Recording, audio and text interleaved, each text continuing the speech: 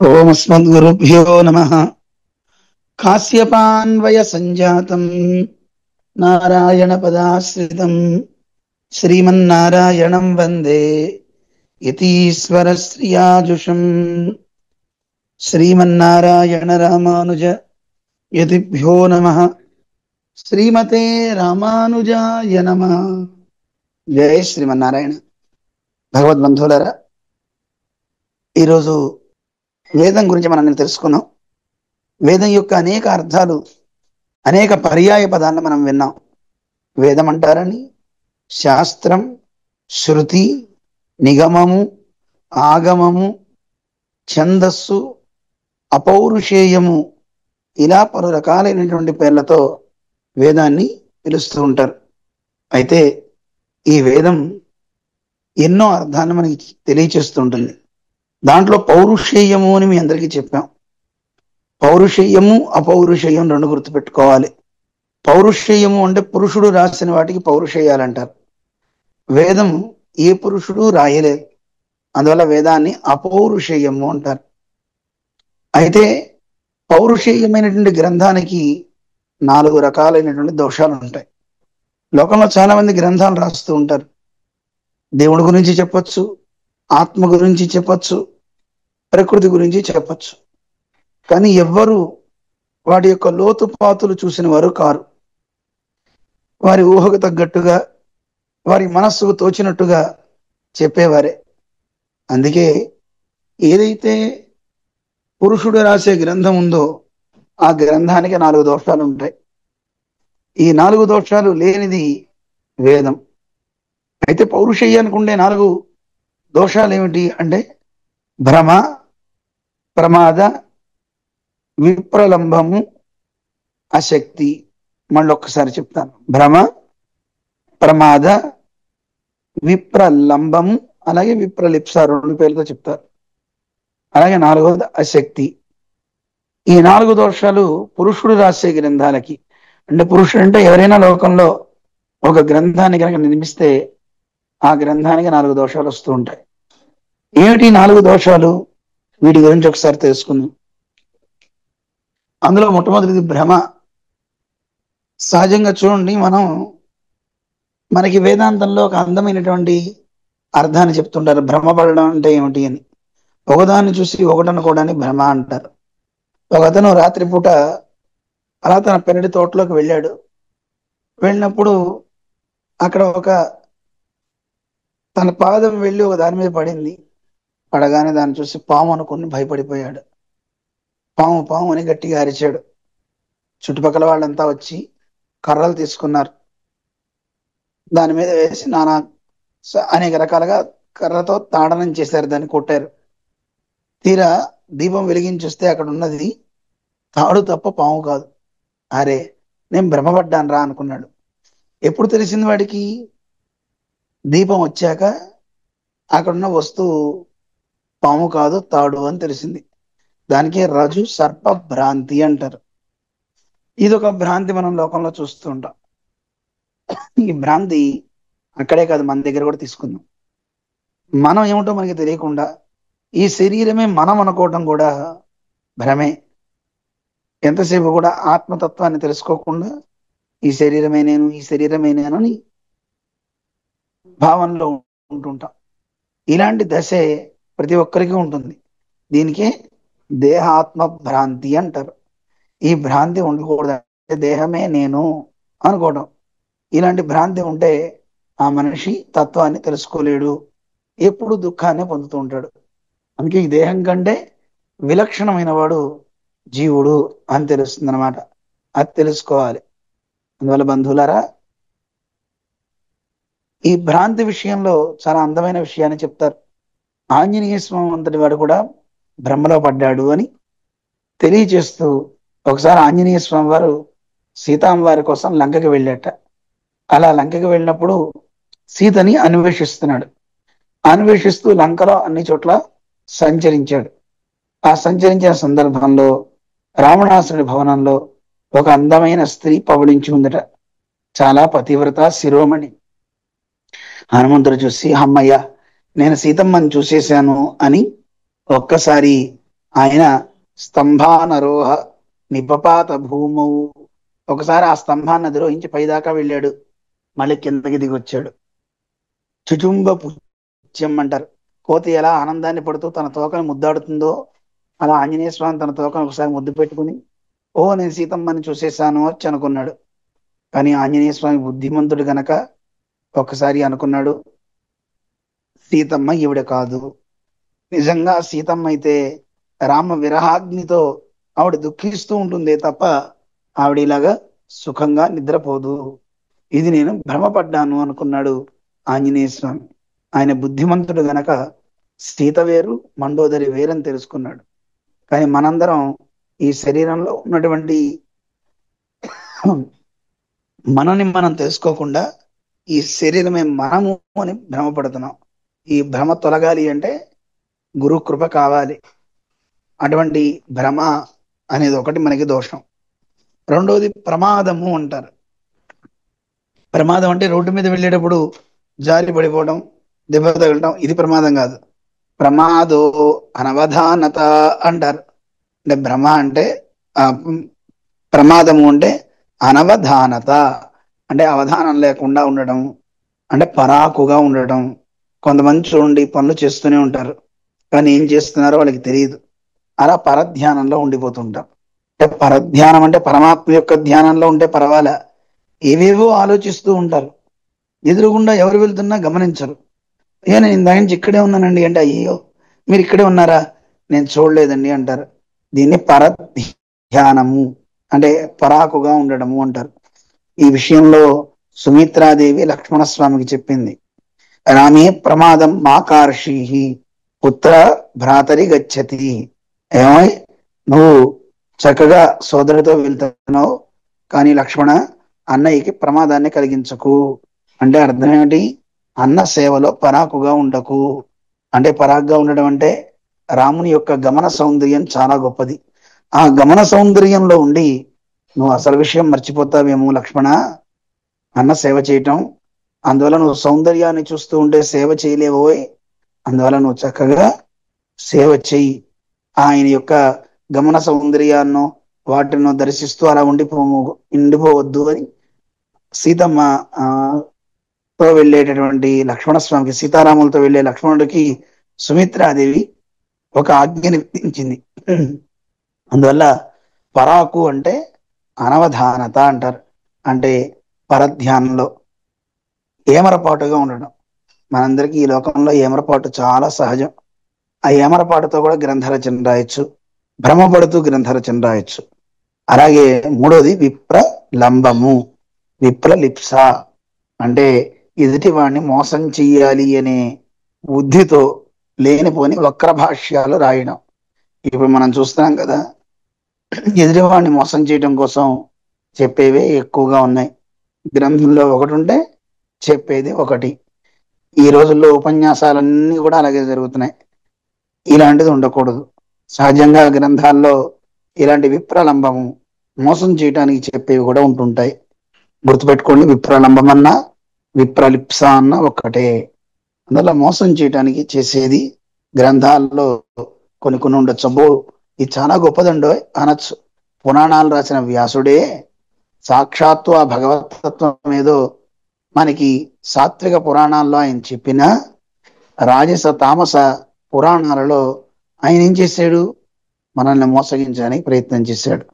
ఈ మాట పురాణాల్లో, సాత్విక పురాణాల్లో స్వామి తెలియజేశాడు. సాక్షాత్తు విష్ణుమూర్తే రుద్రుని పిలిచి చెప్పాట, రుద్ర ఈ లోకంలో అందరూ నిన్ను తెలుసుకోవాలి, అందుకే నేను పీతాంబరధారి ఆదిరాజ్య సూచకమైన కిరీటాన్ని నేను ధరించి ఉంటా. నువ్వు శ్మశానంలో కరిచర్మాంబరధారివై ఉండు. జనానికి అనేక రకాలైన వరాలు ఇస్తూ భోగలాలసతని నేర్పు. ఎవరైతే ఆ భోగాలు నాకు వద్దనుకుంటారో అలాంటి వాళ్ళకి నా గురించి చెప్పు. అందుకే శివుణ్ణి జ్ఞానప్రదాత అంటారు. ఈశ్వరాత్ జ్ఞానం అన్విచ్చేది. నువ్వు భోగాలు అడిగావా, భోగాలు ఇస్తాడు. కాదు నాకు మోక్షం కావాలన్నావా, ఆ ఇచ్చేటటువంటి పరమాత్మని దర్శింపజేస్తాడనమాట పరమశివుడు. అందుకే జ్ఞానాన్ని ఇస్తాడు అని మన పెద్దలు చెప్తారు. అందువల్ల పరమశివుడు కూడా ఏం చేస్తున్నాడు? ఈ ప్రకృతి ఎలా మనని వంచిస్తుందో అలా అన్ని భోగాల్ని చూపిస్తుంటాడు. అందుకే సాక్షాత్తు నరసింహస్వామిగా వచ్చిన భగవంతుడు కూడా ప్రహ్లాదుడికి వరాలు ఇస్తా అంటే, స్వామి నన్ను ఎందుకు మాయలో పడేస్తావు, నాకొద్దు ఆ వరాలు, నాకు నువ్వే కావాలి అని కోరుకుంటాడు. అందువల్ల విప్రలంబము, విప్రలిప్స, మోసం చేయడానికి గ్రంథాల్లో కొన్ని మాటలు కల్పించి చెప్తుంటారు. అది ప్రమాదం సుమా అంటారు. ఇక నాలుగవది అశక్తి. దేన్నైనా వర్ణించాలి అంటే కొన్నిటిని వర్ణించడం మన చేత కాదు. ప్రకృతిలో ఉండే వాటినే మనం వర్ణించలేం. ఇక ప్రకృతికి అతీతమైనవి, ఎప్పుడు మనం చూడనివైనటువంటి ఆ పరమాత్మ తత్వాన్ని గాని, అసలు ఆత్మతత్వాన్ని గాని మనం దర్శించని దాన్ని చెప్పాలంటే ఎలా చెప్తాం చెప్పండి? చూడండి, దేవలోకంలో ఉన్న అమృతాన్ని ఎవరన్నా తాగారా? తాగలేదు. కానీ అందరూ అప్పుడప్పుడు అంటూ ఉంటారు. ఎవరింటికన్నా వెళ్తే పాలు తాగారనుకోండి ఏమంటారు? అబ్బా, అమృతంలా ఉందమ్మా. ఏమైనా తిన్నారనుకోండి, అమృతంలా ఉందమ్మా అంటారు. అంటే నువ్వు అమృతం తిన్నావా? తినలే. కానీ ఏమంటారు? అమృతాన్ని ఆస్వాదించినట్టుగా చెప్తారు. అదే కాదు, ఇంకోటి గమనించండి. నిజంగా గనక అమృతమే మీ దగ్గరకు వచ్చి ఆ అమృతాన్ని రుచి చూస్తే అప్పుడు మీరేమంటారు? అవునండోయ్, నేను ఆ రోజు వాళ్ళ ఇంట్లో కాఫీ తాగాను, అచ్చు అమృతం కాఫీలా ఉందని అంటారా? అనలేం. దాన్ని చెప్పడం మన వల్ల కాదు. అందుకే దానికి అశక్తి అని పేరు. లోకంలో ఎవరైనా చక్కని చీర కట్టుకుని బొట్టు పెట్టుకుంటే అబ్బా, అచ్చు లక్ష్మీదేవిలా ఉందిరా అంటారు. నిజంగా లక్ష్మీదేవి వస్తే అబ్బా, మా సుబ్బమ్మ గారిలా ఉన్నామమ్మా అంటారా? అనం కదా. అందువల్ల నిజంగా లక్ష్మీదేవి సాక్షాత్కరిస్తే ఆవిడ్ని ఎలా పోల్చగలం, దేంతో చెప్పగలం? అందువల్ల అక్కడ అశక్తి అనేది చోటు చేసుకుంటుంది. అందువల్ల మీ అందరికీ ఈ నాలుగు అర్థమై ఉంటాయి. భ్రమ, ప్రమాద, విప్రలంబ, అశక్తి. ఈ నాలుగు దోషాలు పురుషుడు చెప్పే వాటిల్లో ఉంటాయి. ఇప్పుడు పరమాత్మ గురించి వేదం ఒక్క ఆనందం గురించి చెప్పడానికి బయలుదేరే చెప్పలేకపోయినప్పుడు మరి మనందరం ఆ పరమాత్మ గురించి పూర్తిగా చెప్పగలమా, తెలుసుకోగలమా? మన వల్ల ఏమవుతుంది? అందువల్ల అశక్తి అనేది చోటు చేసుకుంటుంది. అలాగే మనకి చేతగాక ఏదో లేనిపోనివి కూడా చెప్తూ ఉంటాం. ఇప్పుడు చూడండి, నవ అనే పదం ఎక్కడ ఉందనుకోండి, నవ అనే దానికి రెండు అర్థాలు ఉన్నాయి. కొత్తది అని అర్థం ఉంది, అలాగే తొమ్మిది అని సంఖ్యావాచకం కూడా ఉంది. అక్కడ ఏదన్నా కొత్తది అని చెప్పాల్సిన చోట మనం తొమ్మిదండి ఇక్కడ చెప్పాల్సింది అన్నాం అనుకోండి, అది ప్రమాదం కదా. అందుకని ఇంకో విషయం కూడా, సైంధవం అని ఉంది. సైంధవం ఆనయ అన్నాడు ఒక ఆయన రాజుగారు యుద్ధానికి వెళ్తూ. సైంధవం అంటే కూడా రెండు అర్థాలు ఉన్నాయి. సైంధవము అంటే ఉప్పు అని అర్థం ఉంది, గుర్రము అని అర్థం ఉంది. సైంధవమానయ అనగానే యుద్ధ రంగానికి వెళ్ళే రాజుగారి దగ్గరికి ఉప్పు తీసుకుని వెళ్ళాట. ఏం చేయాలి చెప్పండి రాజుగారు? అలాగే ఇంట్లో వంట చేసి అమ్మగారు సైంధవం ఆనయ అంది. వెంటనే పిల్లవాడు గుర్రాన్ని తీసుకొచ్చాట. అంటే అది కొంతమంది కావాలని ఎదుటి వాళ్ళని మోసం చేయడానికి చేస్తూ ఉంటారు. దాన్ని విప్రలంబము అంటూ ఉంటారు. అందుకని ఈ నాలుగు పురుషుడు రాసే గ్రంథానికి ఉంటాయి: భ్రమ, ప్రమాద, విప్రలంబ, అశక్తి. వీటి వల్ల మనం వాస్తవమైన స్వరూపాన్ని మనం తెలుసుకోలేం. అందుకే పౌరుషేయమైనటువంటి గ్రంథాలకి ఇలాంటివి ఉంటాయి. అయితే మనందరికీ సందేహం కలగచ్చు, రామాయణ మహాభారతాలన్నీ కూడా మరి పౌరుషేయమే కదా, వాల్మీకి రాశాడు, అలాగే ఆ వ్యాస మహర్షి రాశాడు, మరి ఇవన్నీ ఏమిటండి అని అనొచ్చు. నిజమే, పౌరుషేయమే. అయినప్పటికీ వేదాన్ని వివరించేవి ఈ పురాణాలైనా ఇతిహాసాలైనా, వీటిని ఉపబృంహణాలు అంటారు. ఎక్కడైనా ఇవి వేదానికి విరుద్ధంగా ఉంటే అది ఇతిహాసాన్నైనా సరే, పురాణాన్నైనా సరే మనం పక్కన పెట్టేస్తాము. ఇది మనం గుర్తుపెట్టుకోవాలి. దీని గురించి మళ్ళీ రేపు ఒక్కసారి మీ అందరికీ తెలియజేస్తాము. ఓం అస్మద్గురుభ్యో నమః. కాశ్యపాన్వయ సంజాతం నారాయణ పదాశ్రితం శ్రీమన్నారాయణం వందే యతీశ్వర శ్రియాజుషం. యో నిత్యమచ్యుత పదాంబుజయుగ్మరుక్మ వ్యామోహతస్తదితరాణి తృణాయ మేనే. అస్మద్గురోర్భగవతోస్య దయైక సింధోః రామానుజస్య చరణౌ శరణం ప్రపద్యే. జై శ్రీమన్నారాయణ. ప్రియ భగవద్బంధువులరా, వేదోఖిలో ధర్మమూల అంటారు. లోకంలో ఎవరికైనా సరే ధర్మంగా ఉండాలని ప్రతి వారికి కోరిక ఉంటుంది. ఆ ధర్మానికి మూలం ఏది? వేదమే కదా. అందువల్ల వేదం ధర్మాచరణకి చాలా ముఖ్యమైనది. వేదమే లేకపోతే ఆ ధర్మాన్ని ఎలా ఆచరించాలో మనకి తెలియదు. ఇంతకీ ధర్మం అంటే ఏమిటో కూడా మనం తెలుసుకోవాలి. ధర్మము, ప్రతి మనిషి సుఖంగా ఉండాలనే కోరుకుంటూ ఉంటాడు. అది ఈ లోకంలో కాదు, పై లోకంలో కూడా. ఎక్కడికి వెళ్తే అక్కడ సుఖంగా ఉండాలని కోరుకుంటూ ఉంటాం. మనం సహజంగా చూడండి, మన ఈ ఊరు నుంచి ఇంకో ఊరు అప్పుడప్పుడు అలా ఎక్స్కర్షన్స్కో, లేకపోతే ఏదో తిరుమల సేవించడానికో, లేకపోతే ఏది విదేశాలకో, లేదా అమెరికానో ఎక్కడికో మనం వెళ్తూ ఉంటాం. వెళ్ళే ప్రతి ఊళ్ళోనూ మనం బాగుండాలి, అక్కడ కంఫర్ట్స్ ఉండాలి అని మనం చూసుకుంటుంటాం.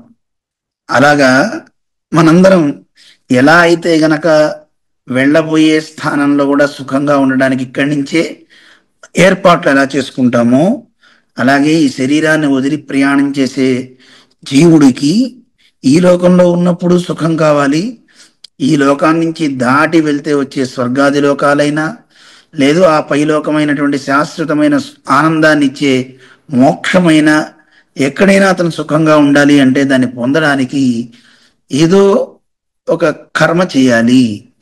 చూడండి, మనం ఇక్కడి నుంచి ఏదైనా కంట్రీ వెళ్ళాలంటే వెళ్ళాలన్న కోరిక ఒకటి ఉంటే సరిపోదు, దానికి తోడు డబ్బు కూడా కావాలి. ఆ డబ్బును వినియోగించి శ్రమపడి మనం వీసాను ఏదో తెచ్చుకుంటాం. దానికి కూడా ఎంత కష్టమో మనం చూస్తున్నాం. అందువల్ల ఒక వీసా వచ్చిన వాడు ఇంకో కంట్రీకి వీసా రావాలంటేనే వాడి మీద ఏ పోలీస్ కేసులు ఉండకూడదు. అంటే ఒక దేశం వెళ్ళడానికి ఎన్నో నిబంధనలు, ఎన్నో రకాలైనటువంటి ఆంక్షలు ఉన్నాయి. మరి పరమాత్మ దగ్గరికి వెళ్ళాలి, పరమపదం ఉన్నప్పుడు ఆ దేశం వెళ్ళాలి అంటే మరి మనకు కూడా కొన్ని నిబంధనలు ఉంటాయి కదా.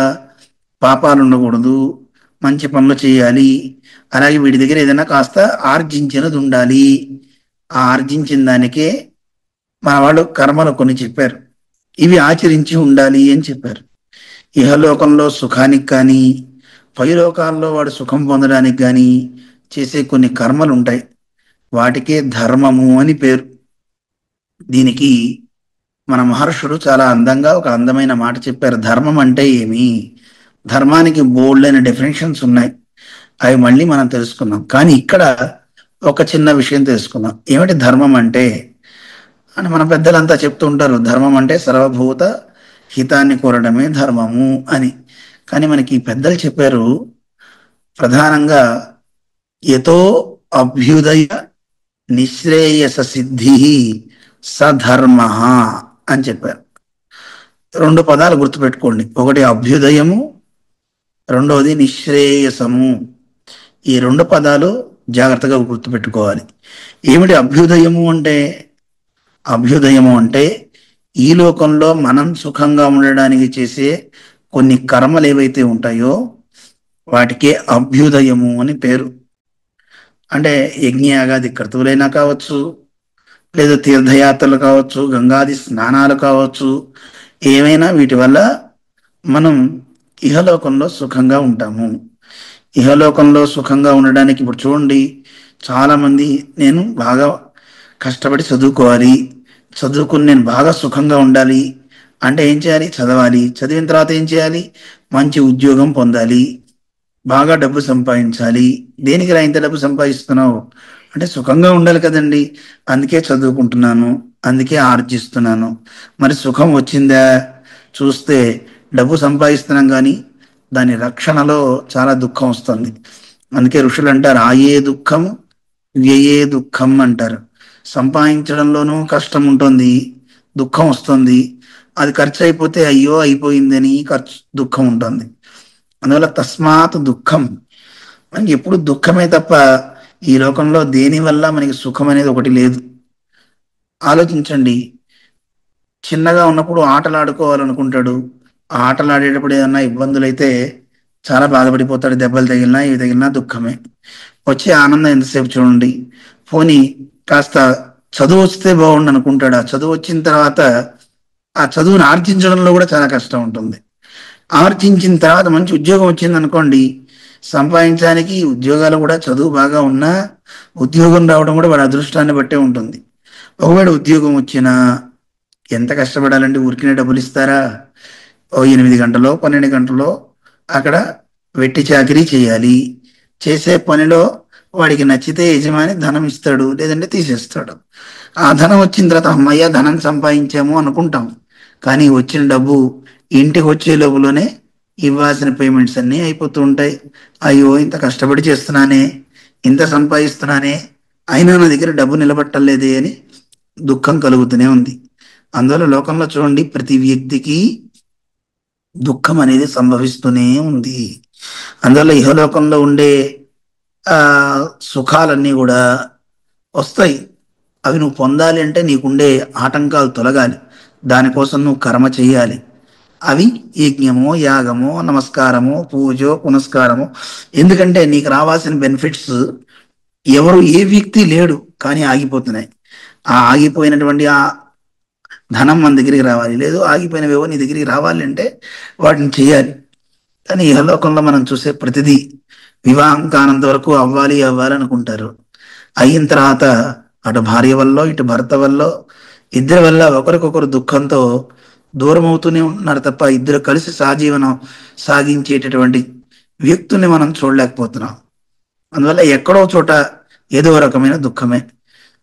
పోనీ ఎలా చూసినా సరే ఈ దుఃఖం అనేది మనిషికి వస్తూనే ఉంది. అందువల్ల మనిషి సుఖపడాలని కోరుకుంటున్నాడు. అందుకే మంచి చేయబోయి, అందుకే దానం కొద్దీ బిడ్డ అంటారు. చేసే మంచి దానాలు ఎన్ని చేస్తే జంతువులకి భిక్ష పెట్టడము, తోటివాడు ఆకలితో ఉంటే అన్న పెట్టడము, వీటి వల్ల మంచి పిల్లలు పుడతారట. అలాగే ఎంతో పుణ్యం గత జన్మలో చేస్తే ఈ జన్మలో మంచి భర్త లభిస్తాడు. పుణ్యం కొద్దీ పురుషుడు అంటారు, దానం కొద్దీ బిడ్డ అంటారు. ఇవి కర్మలు. ఇహలోకంలో సుఖాలు పొందడానికి చేసే కర్మలన్నిటికీ అభ్యుదయము అని పేరు. ఇక రెండోది నిశ్రేయసము, అంటే పైలోకాలలో సుఖాలు పొందడానికి చేసేటటువంటి వాటిని కూడా వేదం చెప్తుంది. ఇహలోకంలో ఉండే అభ్యుదయానికి సంబంధించినవి వేదం చెప్తుంది. మీకు శత్రువులు ఉన్నారా, ఈ యాగం చేయండి, సియేన యాగం అంటారు. ఈ యాగం చేస్తే శత్రువులు తొలగిపోతారు. సంపదలు కావాలా, ఈ యజ్ఞం చేసుకో అంటూ మనకి ఇష్టి కల్పం. ఏ ఇష్టి చేస్తే నీకు సంతానం కలుగుతుంది, ఆరోగ్యం కలుగుతుంది, ఇవన్నీ చెప్పాయి మనకి వేదాలు.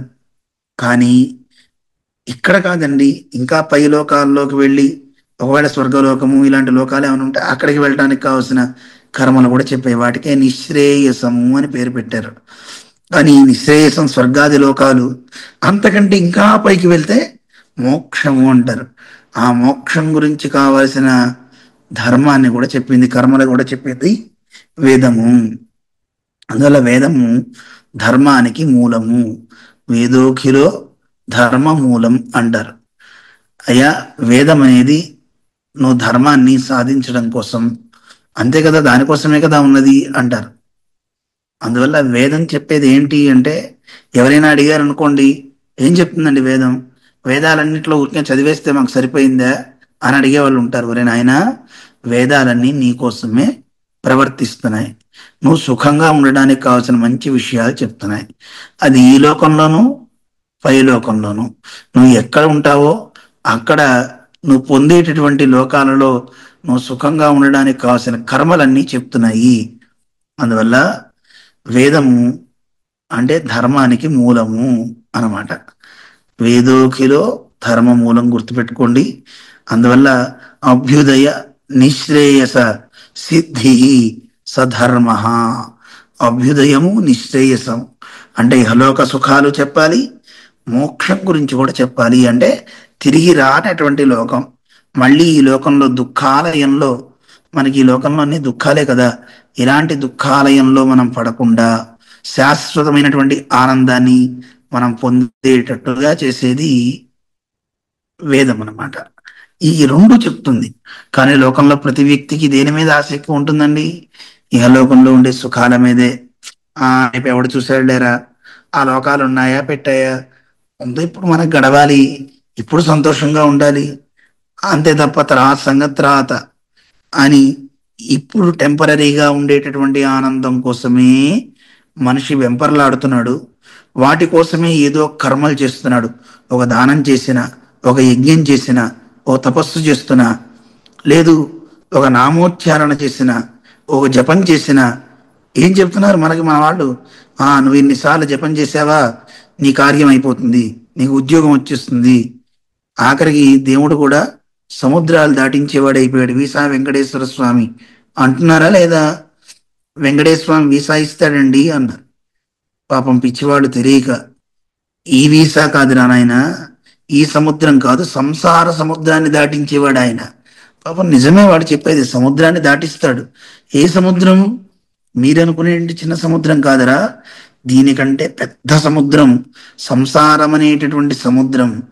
ఆ సముద్రాన్ని కూడా దాటించగలిగేవాడు సర్వేశ్వరుడు. అంత పెద్ద సముద్రం దాటించేవాడికి ఇది ఒక లెక్క అండి?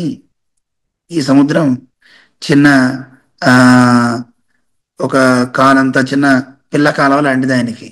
ఈజీగా అట్టే ఒక కాలు అటేసాడంటే అయిపోతుంది, అంతే. అన్ని చేయించగలడు సర్వేశ్వరుడు. అందువల్ల సంసారం అనే సముద్రాన్ని దాటించగలిగేవాడండి సర్వేశ్వరుడు అంటే.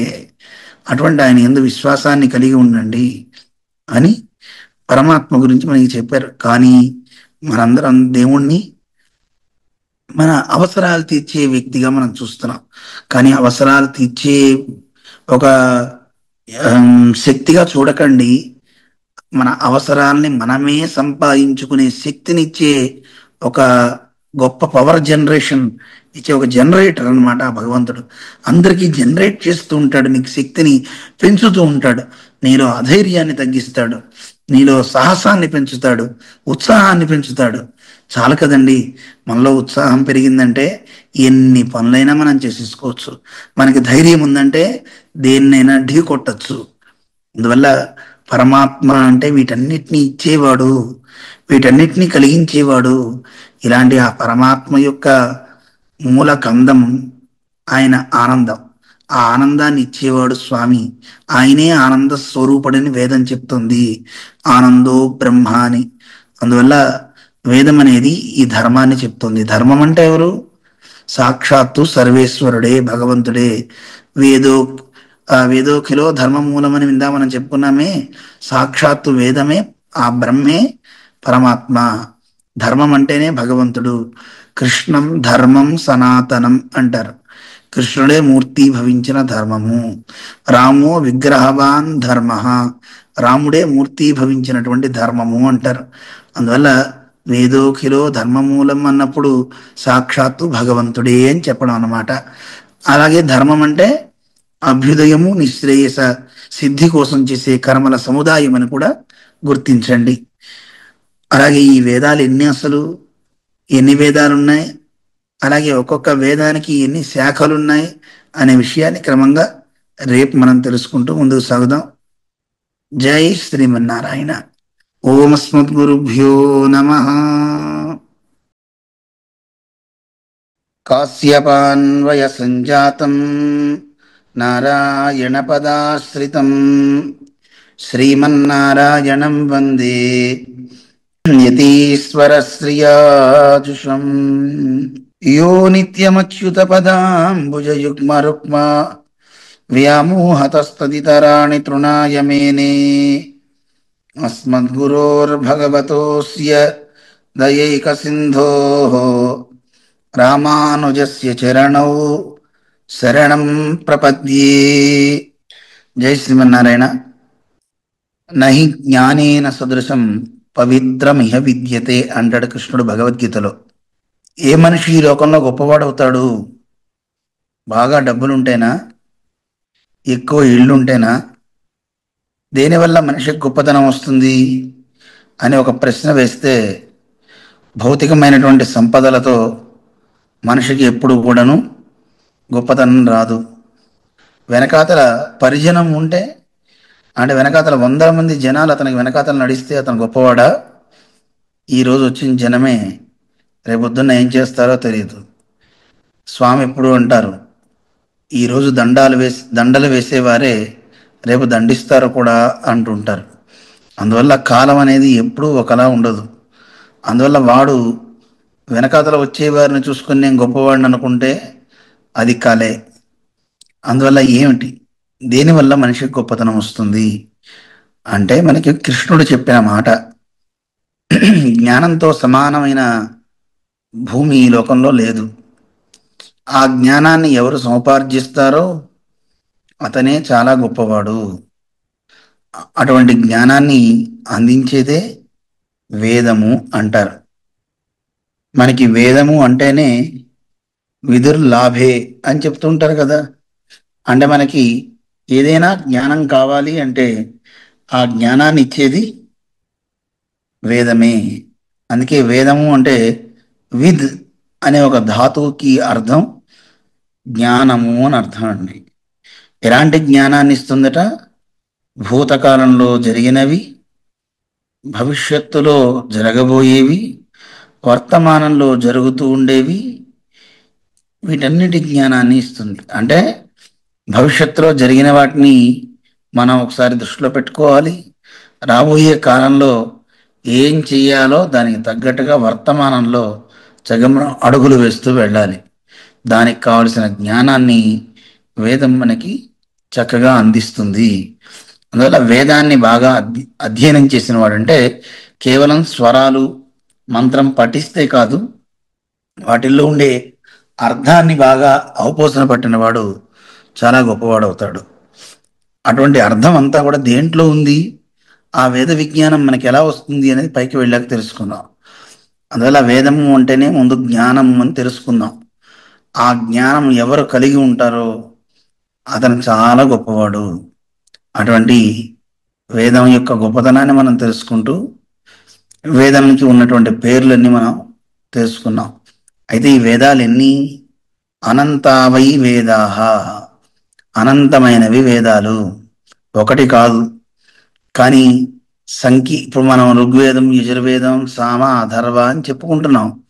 కానీ వేదాలకి పేరు త్రయీ అని పేరుంది. మొన్న మనం చెప్పుకున్నాం కదా, శృతి అని, వేదమని, తర్వాత ఆమ్నాయమని, సమామ్నాయమని, నిగమమని, ఛందస్సు అని, ఆగమం అని పేర్లు చెప్పుకున్నామే. అందులో త్రయీ అనే పేరు కూడా ఉంది. త్రయీ అంటే వేదము అని అర్థం. త్రయీ అంటే 3 వేదాలు. అదేమిటంటే 4 వేదాలు ఉన్నాయి కదా అని మనకు అనిపిస్తుంది. ఋగ్వేదంలోనే అంతర్భవించి ఉంటుంది అథర్వ వేదం కూడా. అందువల్ల ఋగ్వేదము అథర్వ వేదం 2 కలిసి ఉంటాయి. తర్వాత యజుర్వేదం, సామవేదం. అందుకే వేదాన్ని త్రయీ అంటారు. అటువంటి 3 మనకి వేదాలు కనుక వాటిని త్రయీ అని పిలిచారు. కానీ వాస్తవంగా మనం 4 వేదాలు మనం చెప్పుకుంటూ ఉంటాం.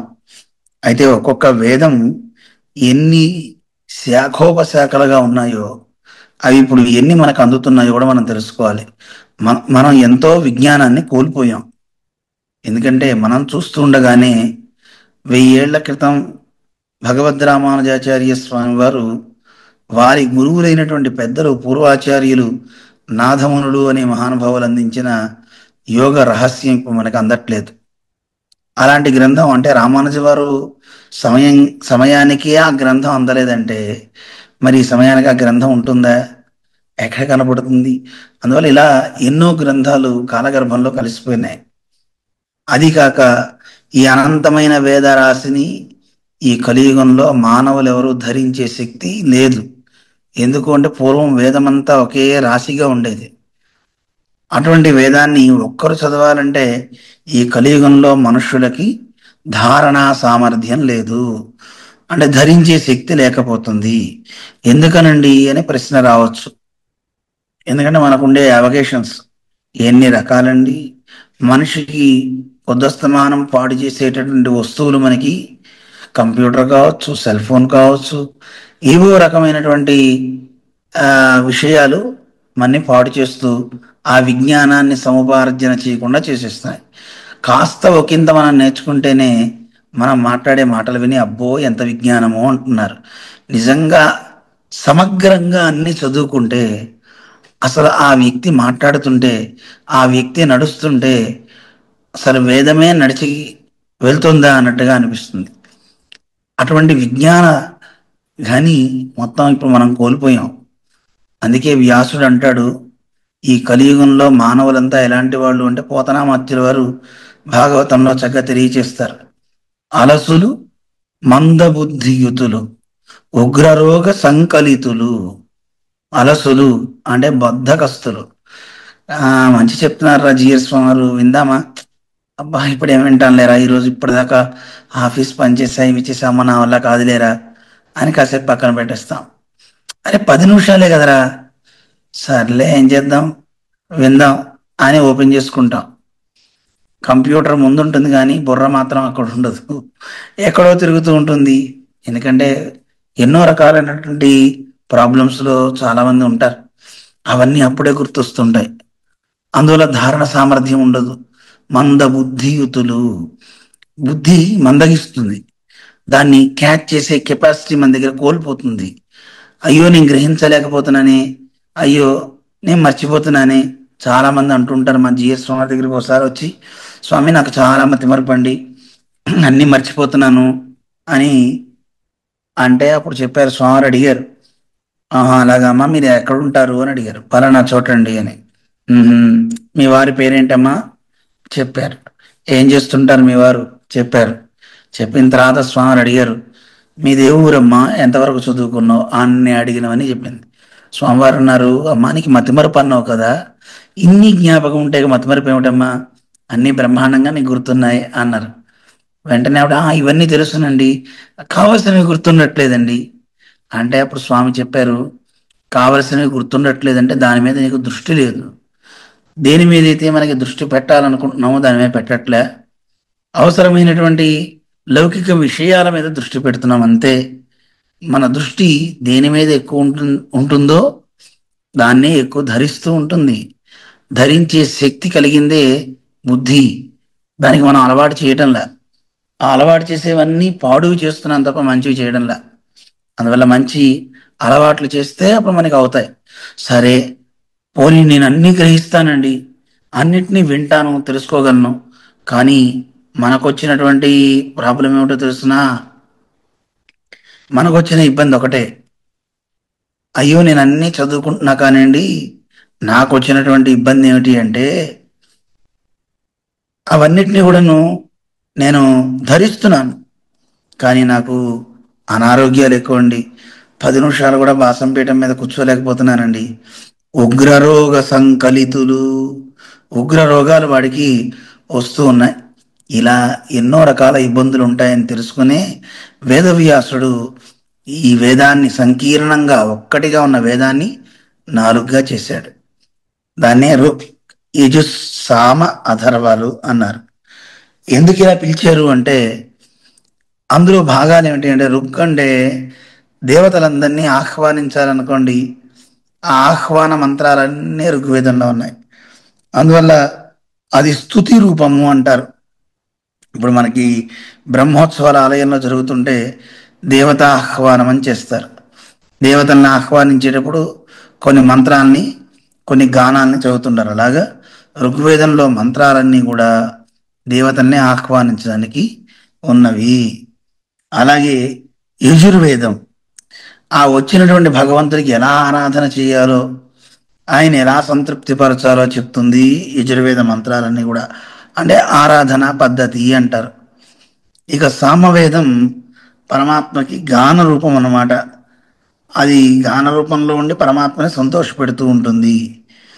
ఇక అథర్వ వేదము ఆరాధనలో జరిగేటటువంటి దోషాలన్నింటినీ తొలగించడానికి ప్రాయశ్చిత్తాలని చెప్తుంది. అంతేకాకుండా మిగతా ఆ పైన ఉన్న ఋగ్వేదం కావచ్చు, యజుర్వేదం, సామవేదం, ఈ 3 కూడాను ఇహలోకంలో ఉన్నటువంటి సుఖాలన్నింటినీ ఇస్తే, ఈ అథర్వ వేదం మాత్రం ఇహలోకంలోనూ పైలోకాల్లోనూ అన్నిటినీ చెప్తుంది అని విద్యారణ్యులని వేదానికి అర్థం చెప్పిన మహానుభావులు ఆయన కూడా చెప్పారు. ఐహికాముష్మిక ఫలం చతుర్థం వ్యాచకీర్షతి అని. ఇహలోకంలో ఐహికము అంటే ఇహలోకంలో ఉన్న సంపదన్ని ఎలా పొందాలో చెప్తారు. అలాగే ఆముష్మిక ఫలం అంటే పైలోకంలో మనం పొందే స్వర్గాది సుఖాలు కావచ్చు, పరమపదం కావచ్చు, వాటిని పొందే ప్రక్రియల్ని కూడా అథర్వ వేదం చెప్తుందండి, దాన్ని వ్యాఖ్యానం చేస్తున్నాను అంటూ విద్యారణ్య మహానుభావులు తెలియజేస్తారన్నమాట. అలాంటి గొప్పది ఈ వేదాలు, అటువంటి అథర్వవేదం కూడా. అయితే ఎన్ని ఉన్నాయండి ఇవి శాఖలు అంటే, ఋగ్వేదం 21 శాఖలు ఉన్నాయి. అంటే మనం ఇప్పుడు చాలా తక్కువ మనకి లభిస్తున్నాయి. 21 శాఖలు ఋగ్వేదం. యజుర్వేదం వచ్చి 101 శాఖలు ఉన్నాయి. అంటే ఇప్పుడు మనకి చూస్తుంటే యజుర్వేదంలో శుక్ల యజుర్వేదం, కృష్ణ యజుర్వేదం, మైత్రాయణి అని చాలా అలభ్యం, ఎక్కడా దొరకట్లేదు. నాసిక్లో ఒకే ఒక్క మహానుభావుడి దగ్గర మాత్రమే ఆ వేదం ఆయన ధరించి ఉంది. జీర స్వామివారు ఆయన గనక లేకపోతే వేదం పోయి ఉండేది. వెంటనే స్వామివారు అక్కడికి వెళ్ళి పిల్లల్ని పంపించి ఆయన దగ్గర నుంచి ఆ వేదాన్ని, ఒక దీపం కొండెక్కుతుంటే ఆ దీపం నుంచి ఎన్నో దీపాలు వెలిగించినట్లుగా, ఆ ఒక్క పండితులు లేక అంతరించిపోయి ఉంటే ఆ మైత్రాయణి శాఖ కూడా అంతరించిపోయేది. అలాంటి మైత్రాయణి శాఖని ఉద్ధరింపచేశారు స్వామివారు, వేద పరిరక్షణ చేశారు మన జీర స్వామివారు. అలా మైత్రాయణి అని యజుర్వేదంలో ఒక భాగమే, ఒక శాఖ. అలాగే మాధ్యం దినము అని శుక్ల యజుర్వేదంలో అదొక రాగంలో ఉత్తరాదిలో ఎక్కువ మనకు కనపడుతుంది. ఇలా మనం చూస్తుంటే ఒక 5 శాఖలు దాదాపు ఉన్నాయి. ఈ మిగతావన్నీ ఎక్కడున్నాయి? 101 శాఖల్లో మిగతా శాఖలు కనపట్లేదు. ఇక సామవేదంలో 1000 శాఖలండి. సహస్ర శాఖోపనిషత్ అంటాం కదా, 1000 శాఖలు కలిగిన సామవేదం కూడా మనకి అన్ని శాఖలు ఇప్పుడు లభ్యం కావడం లేదు. ఒక 2-3 మాత్రమే లభిస్తున్నాయి. అథర్వ వేదం 9 శాఖలు. అందులో కూడా ఒక శాఖ మాత్రం మనకి కనపడుతుంది, ఇంకో శాఖ మిగతా చోట్ల ఉన్నాయి. ఈ వేదాన్ని కూడా మన జిఆర్ స్వామి వారే పరిరక్షించారు.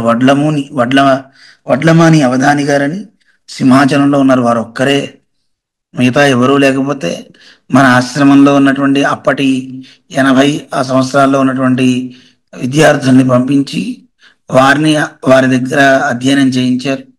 అలా అధ్యయనం చేసి ఈరోజు భద్రాచలంలో కావచ్చు, హైదరాబాద్లో కావచ్చు గొప్ప పండితులు తయారయ్యారు.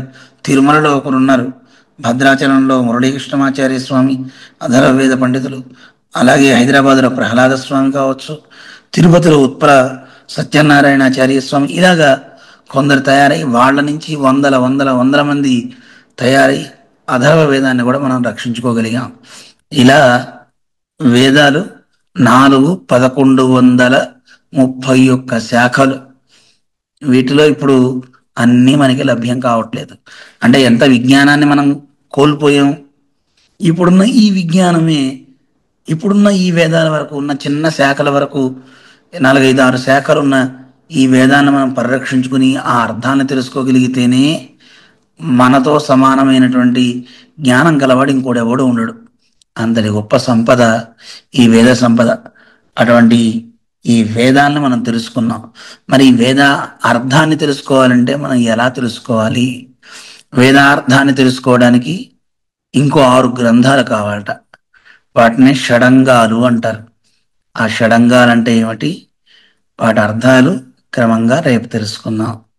ఓం అస్మద్గురుభ్యో నమః.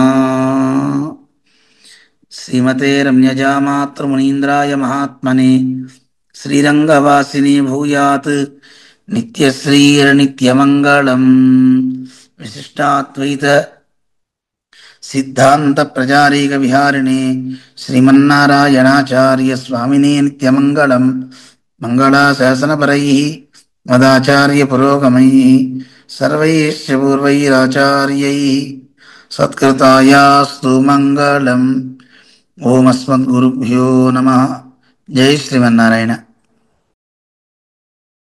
ఓం అస్మద్గురుభ్యో నమః. కాశ్యపాన్వయ సంజాతం నారాయణ పదాశ్రితం శ్రీమన్నారాయణం వందే యతీశ్వర శ్రియాజుషం. వేదాంతద్వయతత్వజ్ఞం మంత్రమంత్రార్థదంగురుం శ్రీమన్నారాయణాచార్య రామానుజయతిం భజే. యో నిత్యమచ్యుతపదాంబుజయుగ్మరుక్మ వ్యామోహతస్తదితరాణి తృణాయ మేనే. అస్మద్గురోర్భగవతోస్య దయైకసింధోః రామానుజస్య చరణౌ శరణం ప్రపద్యే. ఓం అస్మద్గురుభ్యో నమః. జై శ్రీమన్నారాయణ. భగవద్బంధువులరా, మనం శాస్త్రం గురించి తెలుసుకుంటున్నాం. ఏదైనా ఒక విషయాన్ని కూలంకషంగా తెలుసుకోవాలి, కానీ మనకి సమయాలు సరిపోవు. ఎందుకోసం అంటే మంచి విషయాన్ని ఆర్జించాలి అనుకున్నప్పుడు ఎంతో శ్రమ సాధ్యమై ఉంటుంది. మనంతట మనంగా ఆ రహస్యాన్ని తెలుసుకోవాలి అంటే చాలా కష్టం. యోగ్యులైన పెద్దలు తాము దాంట్లో మునిగి అందులో ఉండే క్లేశాలన్నీ తాము అనుభవించి మనకి ఆ రసాన్ని ఇచ్చారు. మనకి కష్టం ఏమీ లేదు. వేదాల్లో ఉండేటటువంటి అర్థాలని అందరికీ అందించడంలో వాళ్ళు పడ్డ శ్రమ ఇంత అంతా కాదు. మన పెద్దలంతా కూడా ఆ రసాన్ని తెచ్చి మనకి ఇచ్చారు. దాన్ని మనం ఆస్వాదించడమే తప్ప ఇంకోటి ఏం లేదు. తేనెటీగలు చూడండి, పుష్పాల్లో ఉన్నటువంటి ఆ మాధుర్యాన్ని తాము కష్టపడి తెచ్చి పెడతాయి. కానీ అది తీసుకోవాలి అంటే మన బోటిగాడు కనుక వెళ్తే అవి ఎక్కడ కుడతాయో మనకి తెలియదు, భయం. కానీ నేర్పరి అయినటువంటి వ్యక్తి ఒక్క ఈగ కూడా తన్ని కుట్టకుండా వాటిని తరిమి ఆ తేనెని తీసుకుంటాడు. అది మనకి బాటిల్స్ లో పోసి మనకి ఇస్తే హాయిగా మనం దాన్ని ఆస్వాదిస్తున్నాం. అలాగే పరమాత్మ యొక్క తత్వాన్ని మనం తెలుసుకోవాలి అంటే అది శాస్త్రంలోనే ఉంది. భగవంతుడు కానీ, ఈ నేచర్ ప్రకృతి కానీ, అసలు సోల్ అని ఆత్మ గురించి చెప్తూ ఉంటారు. అది ఎవరికీ కనపడదు, అదో విచిత్రం. శరీరంలోనే ఉంటుంది, కానీ మనం ఎక్కడున్నామో మనకి తెలియదు. కానీ మాట్లాడేది మనమే, చూస్తున్నాం, తింటున్నాం, అన్ని చేయిస్తోంది. అయితే ఆత్మ తిందు, శరీరం ద్వారా అన్ని చేస్తోంది. తనకి ఈ ఆహారాలన్నీ కాదు, శరీరం కోసమే అన్ని. కానీ ఇన్ని చేస్తున్న ఆత్మ లోపల ఉన్న మనకి మనం చేస్తున్నాం అని తెలియట్లా, ఈ శరీరమే చేస్తుంది అనుకుంటున్నాం. ఈ విచిత్రమైన ఈ భావన నుంచి మనం బయటపడాలి. శరీరం కాదు, శరీరం కంటే భిన్నమైన వాడిని నేనెవరు అని తెలుసుకోవాలి. కానీ తెలుసుకోవడానికి శాస్త్రంలో ప్రవేశించాలి కదా. అందుకని అందులో ఉండే అర్థాలు మనం తెలుసుకోవాలంటే చాలా కష్టమని మన పెద్దలు చెప్తూ శాస్త్ర జ్ఞానం బహుక్లేశం అన్నారు. శాస్త్రాల్లో ఉన్న జ్ఞానాన్ని నువ్వు సముపార్జించాలి అంటే చాలా కష్టం. బుద్ధే చలన కారణం, మన మతి కూడా పోతుందట.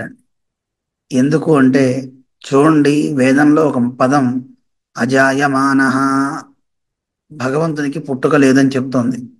మళ్ళీ వెంటనే బహుధా విజాయతే అని చెప్తోంది. జన్మ లేదు కానీ అనేక జన్మలు పొందాడు అంటుంది. ఏమిటండి, పరస్పర విరుద్ధంగా ఉంది.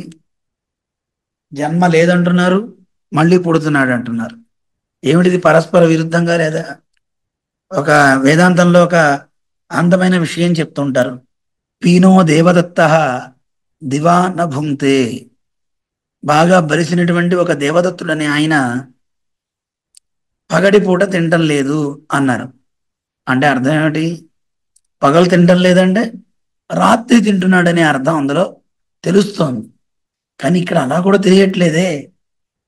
ఏమిటి, పరమాత్మ పుట్టట్లేదు కానీ పుడుతున్నాడు అంటున్నారు. జన్మ లేదంటున్నారు కానీ అనేక జన్మలు ఎత్తుతున్నాడు అంటున్నారు. దీనిని వివరించడానికి చాలా క్లేశాలు పడాలి. అలాంటివి చాలా అనాయాసంగా మన భగవద్ రామానుజాచార్య స్వామి వారు మనకి తెలియజేశారు. అంటే మన పెద్దలు ఎంత కష్టపడ్డారు ఆ రసాన్ని మనకు అందించడంలో. మనకు కష్టమేముంది? ఈరోజు ఎవరు ఏ మహానుభావుడు ఒక ఉపన్యాసం చెప్తున్నా అవన్నీ పెద్దలు ఇచ్చినవే. మనమేమీ సొంతగా ఒకటి కూడా వ్యాఖ్యానం చేసి చెప్పాల్సిన అవసరమే లేదు. వ్యాఖ్యానాలన్నీ మన పెద్దలంతా ఇచ్చేశారు. అందులో ఉన్న రహస్యాలను చక్కగా అందరికీ అందిస్తూ, కాకపోతే కొంత పోపు వేసి ఇస్తూ ఉంటారు. అంటే కొన్ని ఉదాహరణలు, ఉదాహరణ మీద ఇంకో ఉదాహరణ ఇలా ఇస్తూ ఉంటారు. కానీ మనంతటా మనం ఇప్పుడు అవేం అక్కర్లేదు, నేనే చేస్తాను అనుకుంటే మన బుద్ధి కాస్త చలనం అయిపోతుంది. బుద్ధేశ్చలన కారణం అని శాస్త్రం చెప్తోంది. ఏం చేయాలి? ఉపదేశాత్ హరిం బుద్ధ్వా విరమేత్ సర్వకర్మసు. ఉపదేశాత్ హరిం బుద్ధ్వా, నైనా ఆచార్యుని ద్వారా ఉపదేశాన్ని స్వీకరించు, ఆ హరిని ఆరాధించు. విరమేత్ సర్వకర్మసు, మిగతా కర్మలన్నీ పక్కన పెట్టబోయి నీ అంతటి నువ్వెందుకు శ్రమ పడతావు? నీకే శ్రమ లేకుండా నీకు చక్కగా మన పెద్దలంతా ఇచ్చారు కదా అని చెప్తారు. అందువల్ల మనంతట మనం శాస్త్రాన్ని తెలుసుకోవాలంటే చాలా కష్టం అండి.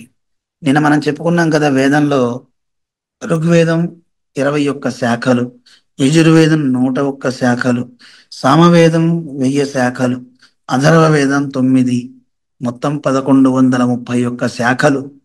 ఇందులో బతికున్నవి అంటే మనం పరిరక్షించుకున్నవి, మన దాకా అందినవి కొన్ని మాత్రమే.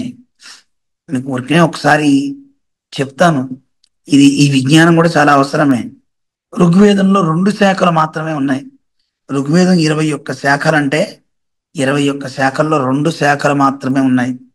వాటిల్లో శాఖల శాఖ అని ఒక పేరు, భాష్కల శాఖ. శాఖల శాఖ అనేది ఇప్పుడు ప్రస్తుతానికి లభ్యమవుతోంది. ఈ భాష్కల శాఖ అనేది ఎక్కడుందో తెలియదు, ఉన్నారో లేరో కూడా చెప్పలేం. ఇప్పుడు ఆ 2 శాఖలు మాత్రం ఉన్నట్టుగా చెప్తున్నారు. మనకి ఇక్కడ మాత్రం ఉన్నది వాళ్ళంతా చాలా మంది శాఖల శాఖ వారే ఉన్నారు. అందులో శాఖల శాఖ అనేది ఒకటి ఋగ్వేదంలో మనకి కనపడుతుంది. భాష్కల శాఖ 2 ఉన్నాయట. అలాగే యజుర్వేదంలో మీకు చెప్పాము, యజుర్వేదంలో కృష్ణ యజుర్వేదము, శుక్ల యజుర్వేదము, అలాగే మళ్ళీ మైత్రాయణి శాఖ అనేది, దాంతోపాటు మాధ్యం దినమని, ఇలా మనకి యజుర్వేదంలో ఒక 4-5 శాఖలు మనకు కనపడుతున్నాయి. ఇక సామవేదం మనం తీసుకున్నట్లయితే 3 శాఖలు ఉన్నాయి. కౌతుమ శాఖ అంటారు. కౌతుమ అనే ఒక ఋషి, గౌతముడు ఎలాగో ఈయన కూడా అనమాట. అది గౌతమ, ఇది కౌతుమ అన్నమాట. ఈ కౌతుమ శాఖ ఒకటి, అలాగే జైమిని శాఖ, అలాగే రానాయని శాఖ అని 3 శాఖలు. ఇందులో మనకి కౌతుమ శాఖ ఒకటి, మన దగ్గర ఇప్పుడు జైమిని శాఖ కూడా ఉన్నాయి, రానాయని అని, ఈ 3 లభ్యమవుతున్నాయి అన్నమాట సామవేదంలో. ఇక అథర్వ వేదంకి వచ్చేసరికి 2 శాఖలు ఉన్నాయి. ఒకటి సౌనక శాఖ, 2 పైప్పలాద శాఖ అంటారు. ఇందులో మనకి లభించేది సౌనక శాఖ మాత్రమే లభిస్తుంది. పైప్పలాద శాఖ అనేది అసమగ్రంగా ఉంది అంటారు. ఇలా 4 వేదాలు మనకి లభిస్తున్న ఈ శాఖలు 1131 శాఖలలో మనకి సుమారుగా ఉన్నవి ఒక 10-15 దాదాపు ఉన్నాయి అంతే తప్ప మిగతా శాఖలు మనకి లభించట్లేదు. మరి ఈ వేదం యొక్క అర్థాన్ని తెలుసుకోవాలంటే ఎలా? వీటికి అంగాలు ఉన్నాయి. 4 వేదాలకి అంగాలు 6 అంగాలు అంటారు.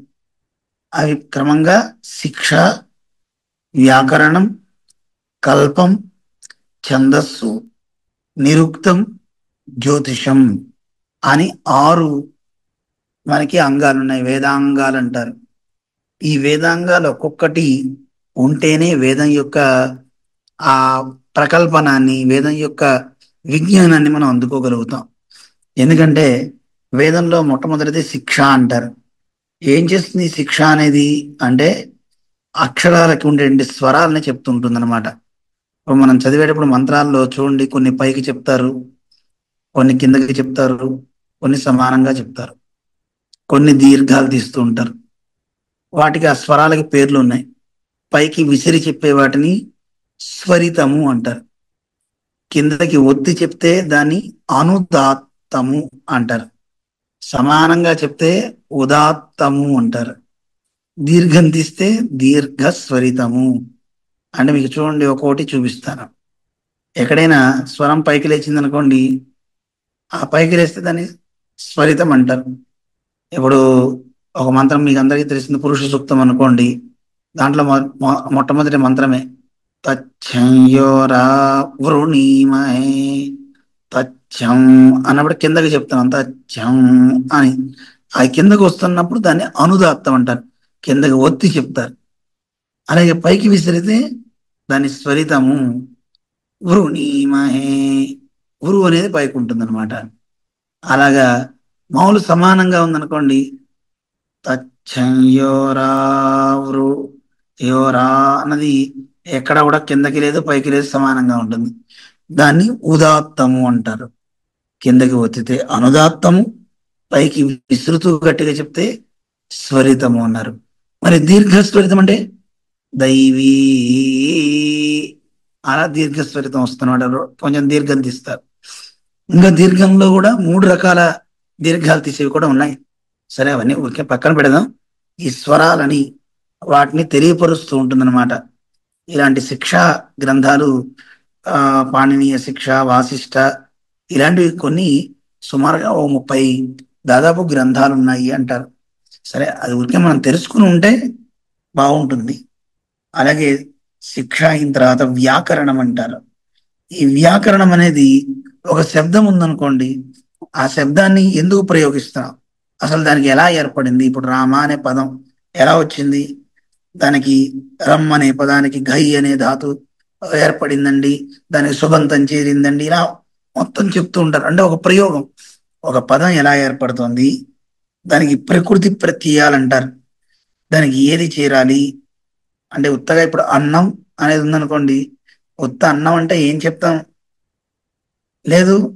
ఒక పదాన్ని మనం వాడుతున్నాం అంటే దాంట్లో క్రియ అన్ని కూడా కలవాలి. అలా కలుపుతూ వ్యాకరణం మనకి సహకరింపజేస్తూ ఉంటుందన్నమాట.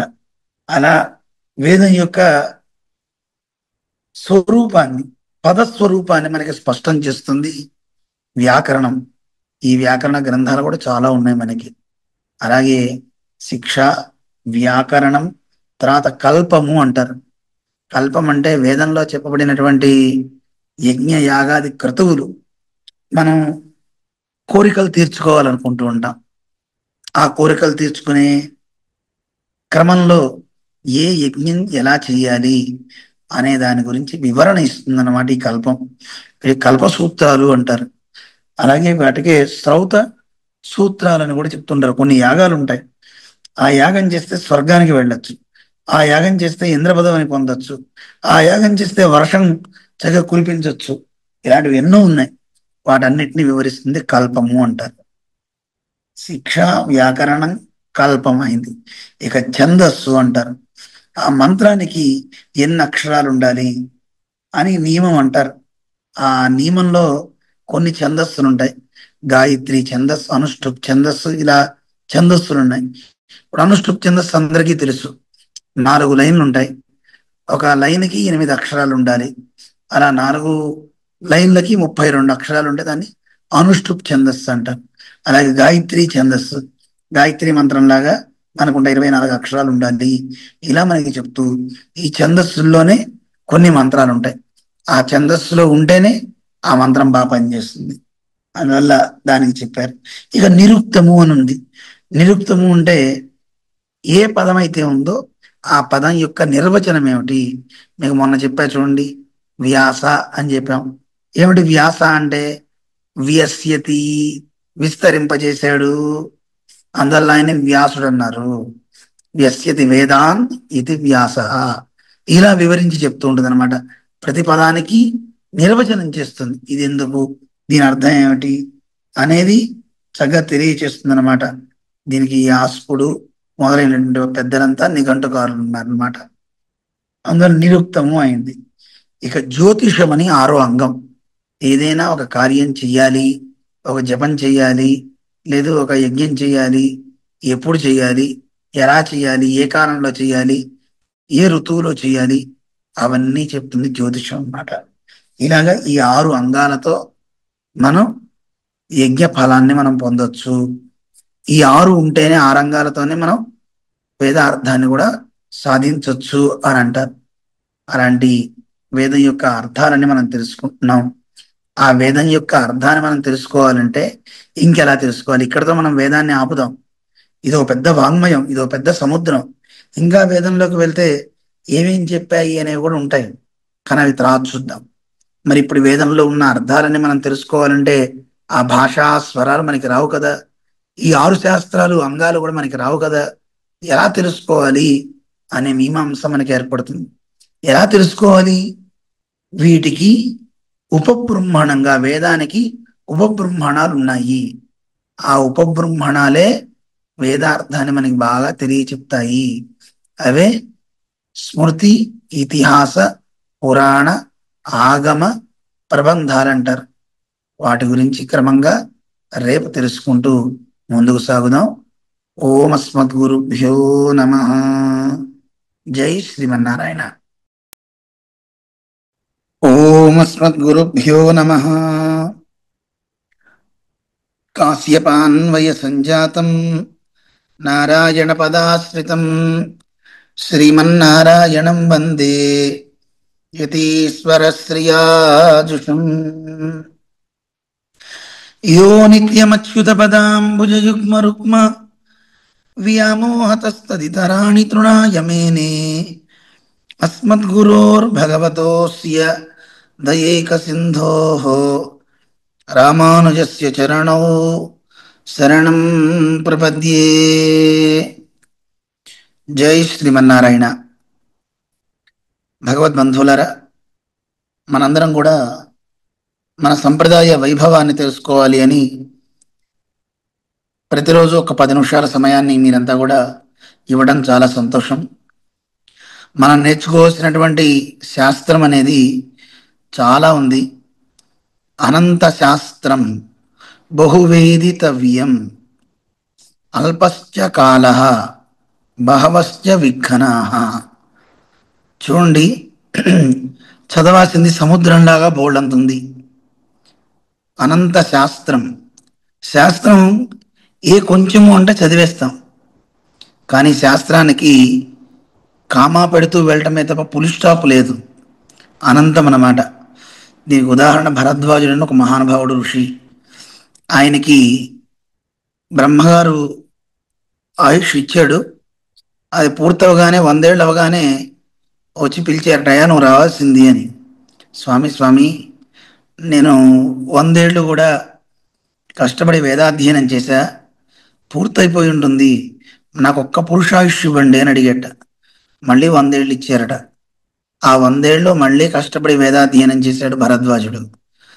ఈ లోపల సమయం అయిపోయింది. అరే ఇట్టే అయిపోతుంది, స్వామి స్వామి ఇంకొక అవకాశం నాకు ఇవ్వండి, వేదాలన్నీ చదివేస్తానన్నట్ట. 3వ పురుషాయుష్ ఇచ్చాడు. ఈ పురుషాయుష్లో ఈ 100 ఏళ్ల సమయంలో వేదాన్ని మొత్తాన్ని అధికరించాలి అని ఆయన కష్టపడ్డాడు. మొత్తం వేదం అంతా పూర్తి చేసేద్దామని ప్రయత్నించినా 3వసారి ఆయన వచ్చి, నాయనా నీ సమయం పూర్తయింది అని అడిగారట.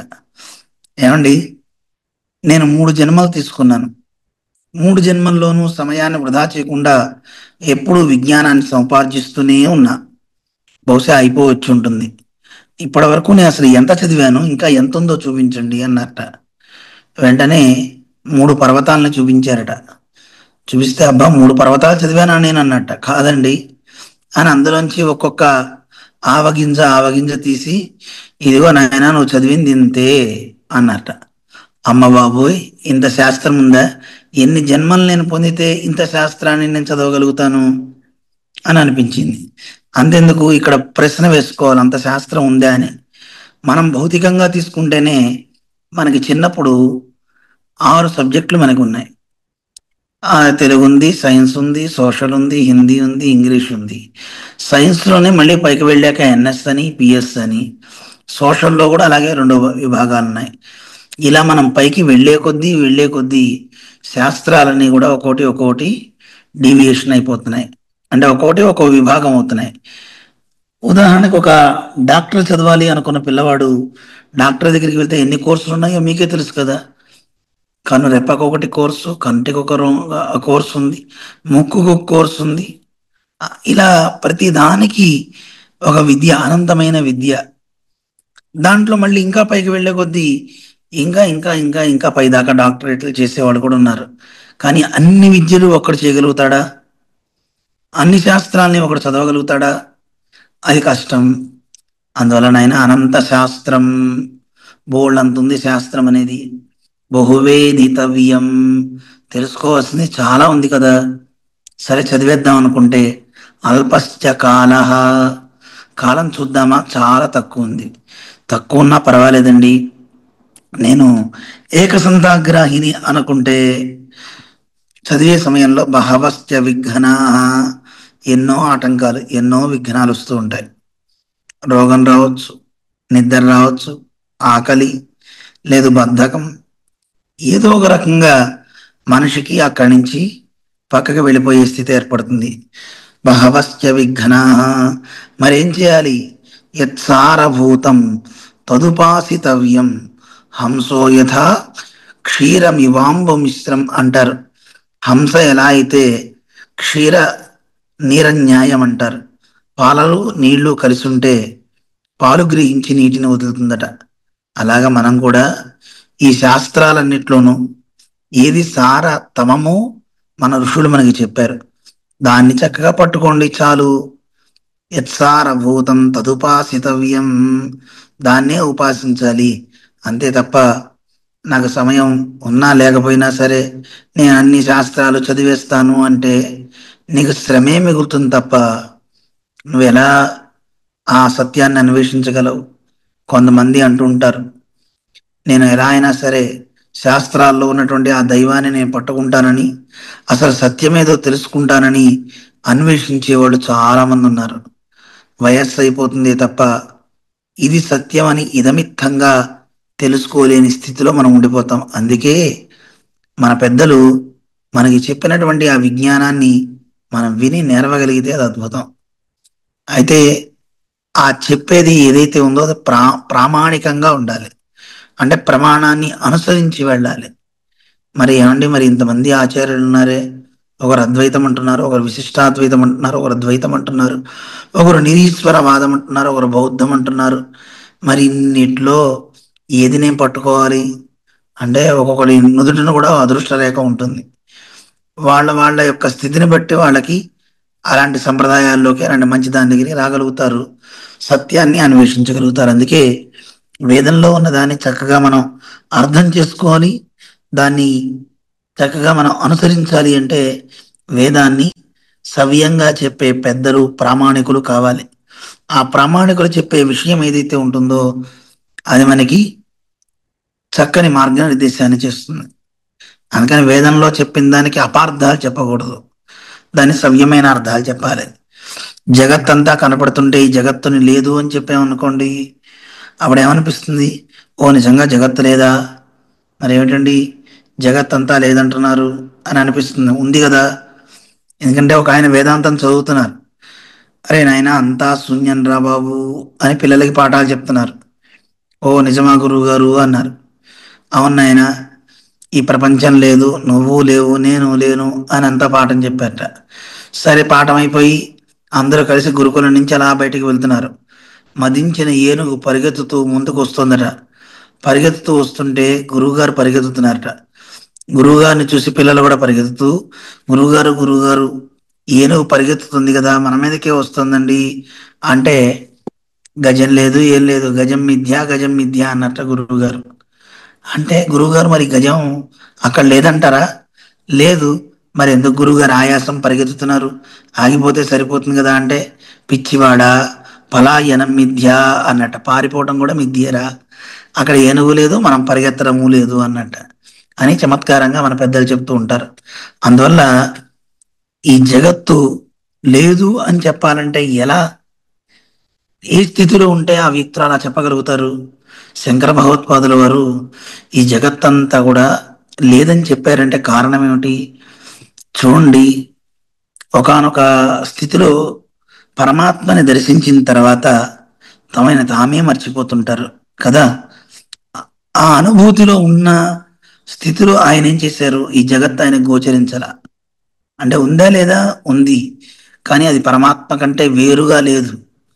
ఆయనకంతా పరమాత్మమయంగా, జగమంతా భగవన్మయం కదండి, అంతా రామమయం అన్నట్లుగా ఆయనకంతా భగవన్మయంగా గోచరించింది.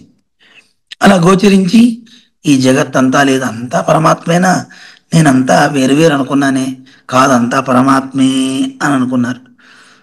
అంటే ఈ జగత్తుని ఆయన దృష్టి పెట్టుకున్నారు, కానీ అలా చెప్పారు. ఇంకో కారణం కూడా ఉంది. బౌద్ధులు అసలు దేవుడు లేడు, జగత్తు లేడన్నారు. అలాంటి వాళ్ళని ఖండించడం కోసం కూడా అలా చెప్పారు అని మన జిఆర్ స్వామి వారు, మన గురువు గారు చెప్తూ ఉంటారు. అందువల్ల పెద్దల్ని మనం ఎవరిని కూడా వేలెత్తి చూపడానికి మనం అర్హులం కాం. మనందరం వాళ్ళని గౌరవిస్తూనే రామానుజుల వారు కూడా ఎక్కడ ఎవరిని కూడా తమ భాష్యంలో వేదానికి విరుద్ధంగా చెప్తే ఇదిలా చెప్పడం సబబు కాదు అని దానికి సవ్యమైనటువంటి వ్యాఖ్యానాన్ని చేశారు. వ్యక్తి మీద దూషణ ఉండకూడదు, వ్యక్తి చేసే పని మీద మాత్రమే మనకి ఆ సరిచేయటంలో తప్ప వేరు దూషణ ఉండొద్దు అని రామానుజు వారు ఎక్కడా కూడాను చెడు మాట్లాడలేదు. అంతటి గొప్ప వైభవం కలిగినటువంటి మహానుభావులు అనమాట మన ఆచార్యులు. అలాంటి పరంపరలో ఉన్నందుకు మనం అదృష్టవంతులం. అలాంటి మహనీయుల యొక్క మార్గ నిర్దేశాన్ని మనం గనక పాటిస్తే అద్భుతం. అందుకే మనం సారమేదో దాన్ని పట్టుకోవాలి. ఆ సారతమమైనది సాక్షాత్తు భగవంతుడని మనకి చెప్పారు. అందుకే వేదాలలో సారమేదో దాన్ని గ్రహించాలి. మీకు వేదం గురించి మనం చెప్పుకున్నాం. అన్ని వేదాలు చదవడం మన వల్ల కాదు. అందుకే వేదాలన్నింటినీ ఒక్కొక్క విభాగం చేసి అందరికీ ఇచ్చారు. కానీ వేదంలో ఉన్న ఒక్కొక్క అక్షరం కూడా ఏమిటో శాస్త్రమే చెప్తుంది. వేదాక్షరాణి యావంతి పఠితాని ద్విజాతిభి. బ్రాహ్మణులందరూ కూడా వేదాన్ని చదువుతున్నారు కదా. ఏముందా వేదంలో? తావంతి హరినామాని కీర్తితాని నసంశయ. అవన్నీ కూడా హరినామములే. అందువల్ల వేదాల్లో ఏ మంత్రం చదివినా అది రామమంత్రమా కృష్ణ మంత్రమా, అందులో అలా ప్రత్యేకించి రామ కృష్ణ అని ఉండవు. ఆ మంత్రాలన్నీ కొన్ని చోట్ల ఇంద్రకృతంగా ఉంటాయి, కొన్ని చోట్ల ఇలాగా అగ్నికృతంగా ఉంటాయి, రుద్రకృతంగా ఉంటాయి. అవన్నీ కూడా హరినామాలే అని మనకి శాస్త్రం చెప్తుంది. కీర్తితాని నసంశయ. మీరు ఎక్కడ ఏ మంత్రం పఠించిన ఆ మంత్రాలన్నీ హరినామాలే. అందువల్ల వేదాన్ని దాని సారమంతా మనకి హరినామమే అని చెప్పారు. ఇంకా హరినామం చేస్తే ఇంకెంత గొప్పతనమో ఆలోచించండి. అందుకే వేదానికి ముందు చివర కూడా హరి ఓం అంటారు. ఆరంభంలో కూడా వేదమంతా పూర్తయ్యాక కూడా హరి ఓం అని పూర్తి చేస్తుంటారు. అంటే మనకి సాక్షాత్తు వేదంలో ఉన్నది ఆ పరంధాముడే, ఆ హరే అని చెప్పడానికి ఆంతర్యం. ఆ హరే మరి ఓం అంటే ఏమిటి అర్థం? ఓం అంటే నేను ఆయనకే దాసుణ్ణి అని అర్థం. అది ఎలా ఏమిటి అనేది మనం పైకి వెళ్ళాక క్లాసెస్లో చెప్పుకుంటాం, ఓంకారం యొక్క అర్థం ఏమిటో. అందువల్ల సారం ఏమిటి అనేది మనకి చెప్పేశారు. సరే, మరి వేదంలో ఏముంది దాన్ని కూడా మనం తెలుసుకోవాలి కదా. ఈ వేదాన్ని రెండు భాగాలుగా మనం చూసినట్లయితే పూర్వ భాగము, ఉత్తర భాగము అని రెండిటిగా చెప్తారు. పూర్వ భాగాన్ని మనకి పూర్వమీమాంస అంటారు. ఉత్తర భాగం ఉపనిషత్తులు అంటారు. అంటే సంహితా భాగము, ఉపనిషత్ భాగము అని అంటారు. ఈ సంహితా భాగం అంతా కూడా ఆరాధన చెప్తుంది. అంటే ఎలా ఆరాధించాలి, ఏం చెయ్యాలి అనేవన్నీ చెప్తాయి. ఆరాధ్య స్వరూపం ఎవరో, ఎవరిని మనం ఆరాధిస్తామో ఆయన ఎవరో చెప్తుంది ఉపనిషత్తులు అంటారు. అందుకే ఉపనిషత్తులు వేద సారములు అంటారు, పరమాత్మ యొక్క స్వరూపాన్ని చెప్పేవి. అందుకే వేదవ్యాస భగవానుడు కూడా పరమాత్మ ఎవరో చెప్పాలి, అందుకోసం వేరే వాళ్ళకి ఇది ఇస్తే అనర్థపాలవుతుంది అని వేదానికి ఉన్నటువంటి పూర్వమీమాంస అంటమే ఆ సంహితా భాగానికి వ్యాఖ్యానం చేయమని ఆయన శిష్యుడైన జైమిని అని ఆయనకి ఇచ్చి, ఆయన జైమిని నువ్వు పూర్వమీమాంసని చెయ్యి. పూర్వమీమాంస అంటే యజ్ఞయాగాది కర్తవులు, వాటన్నిటి గురించి అవి ఎలా చేయాలి, ఏం చేయాలి అనే వాటి గురించి మొత్తం అంతా వివరం అంతా అందులో ఉంటుంది. అంటే ఆరాధనా స్వరూపం అంతా అందులో ఉంటుంది. ఇక ఆరాధన ఎవరికి చేస్తామో అది ఉపనిషత్తుల్లో ఉంటుంది. ఉపనిషత్తులకే వేద శిరస్సులు అంటారు. వేదానికి శిరస్సు అనమాట. ఆ భాష్యాన్ని స్వయంగా వేదవ్యాసుడే చేశాడు. ఆ పరమాత్మ ఎవరో చెప్పడంలో చాలా మంది ఇబ్బందుల పాలవుతారు, అందువల్ల నేనే ఆ వేదానికి ఆ సరైన అర్థాన్ని చెప్తానని ఆ ఉత్తర మీమాంసకి సూత్ర భాష్యాన్ని, సూత్రాన్ని అందించిన మహానుభావుడు వేదవ్యాసుడు అన్నమాట. అటువంటి గొప్ప మహానుభావుడు ఈ వేదం యొక్క రెండు భాగాలు మనకి చెప్తున్నారు, పూర్వమీమాంస, ఉత్తర మీమాంస అని. జైమిని పూర్వమీమాంస చేశారు, ఉత్తర మీమాంస వేదవ్యాసుడు చేశారనమాట. అంటే అందులో ఏముంది అని తెలియపరిచారు. అయితే ఈ వేదాన్ని మనం తెలుసుకోవాలి అంటే ఇంకా కొన్ని ప్రబలమైనటువంటి గ్రంథాలు ఉన్నాయి. వాటికి ఉపబృంహణములు, స్మృతి, ఇతిహాస, పురాణ, ఆగమ ప్రబంధాలు. అవేమిటో రేపు తెలుసుకుందాం. విశిష్టాద్వైత సిద్ధాంత ప్రచారేక విహారిణి శ్రీమన్నారాయణాచార్య స్వామిని నిత్యమంగళం. యావత్ ప్రపంచ సంపూజ్య చరణాయ మహాత్మనే శ్రీమన్నారాయణాచార్య యతిరాజాయ మంగళం. మంగళాశాసనపరై మదాచార్య పురోగమై సర్వైశ్చ పూర్వైరాచార్యై సత్కృతాయాస్తు మంగళం. ఓం అస్మద్గురుభ్యో నమః. జై శ్రీమన్నారాయణ.